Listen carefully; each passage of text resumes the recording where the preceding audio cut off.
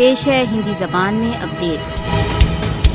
13 جولائی 1931 کے شہیدوں کے سمبند میں بھارتیہ جنتا پارٹی نیتا سنیل شرما کے اپمان جنک وکتویہ کشمیر کے اتہاس کو پناہ نہیں لکھ سکتے۔ 13 جولائی 1931 کے شہید سدیو ہیرو رہیں گے، جنہوں نے کشمیر کے سمان تथा ادھیکاروں کے لیے اپنے جیون بلیدان کیے۔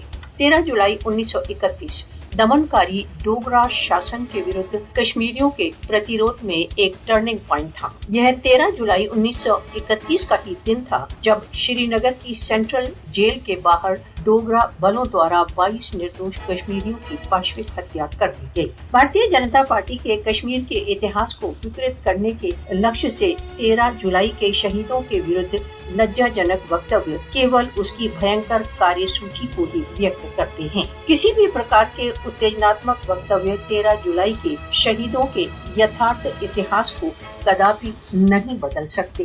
کشمیری جنتا 13 جولائی 1931 کے شہیدوں کے بلیدانوں کو کبھی نہیں بھول سکتی۔ کشمیری 13 جولائی کے شہیدوں کے ورد کسی بھی پرکار کے انادر کو سہن نہیں کریں گے۔ بھارتیہ جنتا پارٹی کے پنہ درشٹی نیائے کے لیے کشمیریوں کے سنگھرش کے ستیہ کو کداپی نہیں بدل سکتی۔ 13 جولائی کے شہیدوں کا رکت دمن کے ورد پرتیواد کا ایک استھائی چنہ ہے۔ 13 جولائی 1931 کے شہیدوں کے بلیدان تथा شورویرتا کشمیر کے اتہاس کا ایک سورنم پرشٹھ رہے گا۔